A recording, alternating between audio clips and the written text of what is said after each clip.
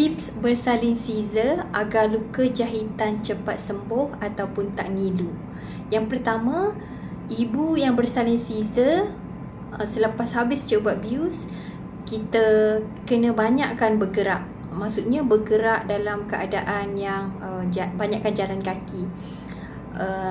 Bukan bergerak dalam keadaan ekstrim lah kan, macam jalan laju-laju kan. At least kita bergerak. Sebabnya bila bergerak ni, dia sebenarnya melancarkan kita punya peredaran darah. Bila kita scissor kan, kawasan jahitan tu still lagi saluran darah dekat situ efek tau. Dia belum berfungsi dengan baik lagi.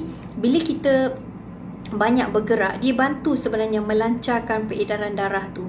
Bila kawasan luka scissor ni, bila peredaran darah lancar, dia bantu mempercepatkan luka tu sembuh. Dan satu lagi, kalau kita bersalin scissor, kita memang kena banyak bergerak untuk mengelakkan berlakunya pembekuan darah. Bila berlakunya pembekuan darah ni, dia boleh menyebabkan ibu scissor ni, bersalin secara scissor ni, berisiko untuk dapat pulmonary embolism dekat paru-paru kita. Dia boleh membahayakan ibu yang bersalin scissor.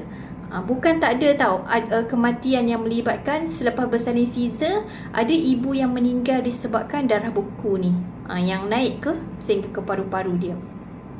Okey, banyakkan bergerak. Jangan baring sahaja.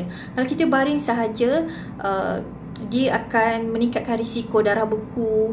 Dia akan menyebabkan water retention kan. Water retention maksudnya air bertakung dalam badan kita kan. Dia tak mengalir dengan elok, tak dapat dikeluarkan dengan baik. Yang ni bahaya.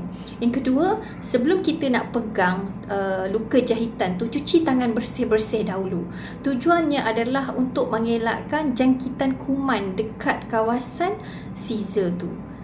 Kita tak nak jangkitan kuman ni terjadi, sebab kita takut kan lambat luka scissor tu nak sembuh. Takut nanti doktor kena buka balik, jahit baru. Ya Allah, sakit tu kan kalau terjadi macam tu. Dan kita tak nak juga jangkitan kuman ni sampai ke kita punya bladder, pundi kencing, sampai ke kita punya rahim kan. Kita tak naklah berlaku yang macam ni. Okay? Yang ketiga, kita memang kalau kita pakai bengkong lah, pakai bengkong jangan tutup ketat-ketat dekat kawasan scissor tu. Kalau saya tak pakai bengkong dululah masa bersalin scissor, sebab saya tak nak luka scissor tu dia macam tutup kan. Cukup sekadar kita menampung perut lah, perut yang boroi kan selepas bersalin scissor ni, just untuk support perut saja, supaya dia tak melapik kan kawasan luka scissor tu. Sebab kalau kita tutup, dia tak dapat pengudaan yang baik, dia jadi macam berpeluh. Bila berpeluh, jadi macam gatal, dan juga dia kalau basah-basah ni, dia jadi macam cepat, bukan lambat nak kering.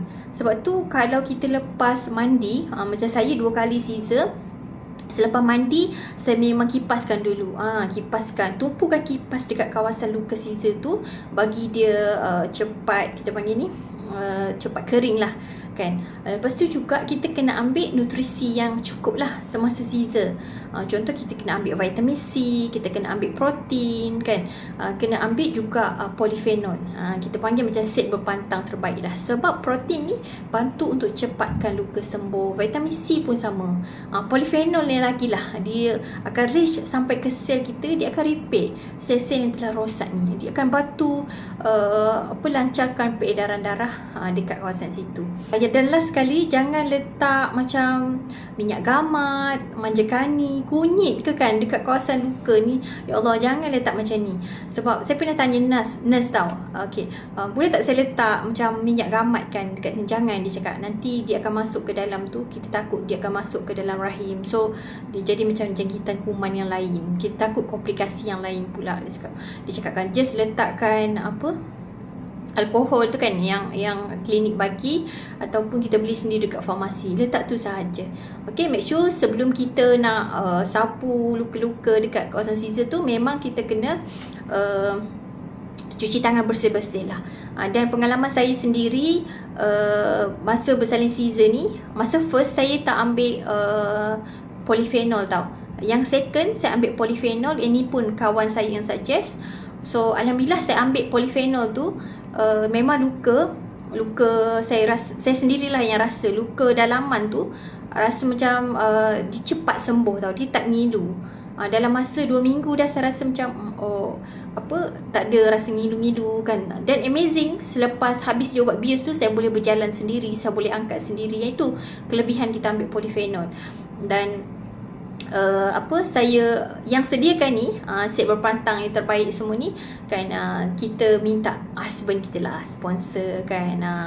Bukannya kita ni kita panggil ni berpantang bersalin ni bukannya sebulan sekali, bukannya setahun sekali kan. Kadang-kadang seumur hidup kita ni 2 kali sahaja, sekali sahaja macam tu.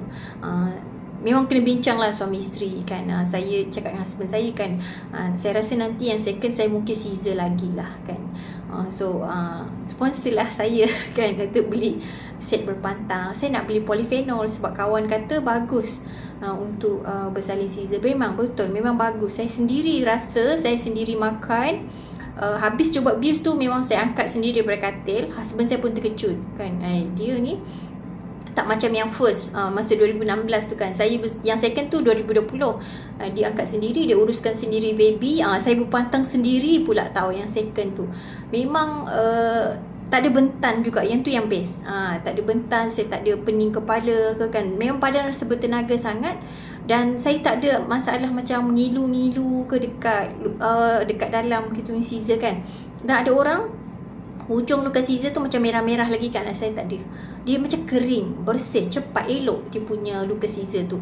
So kepada kawan-kawan dekat luar sana, kalau yang kita doktor memang dah kata kita ni akan bersalin Caesar, sediakanlah cepat-cepat ataupun beberapa bulan sebelum tu kena sediakan set berpantang yang elok.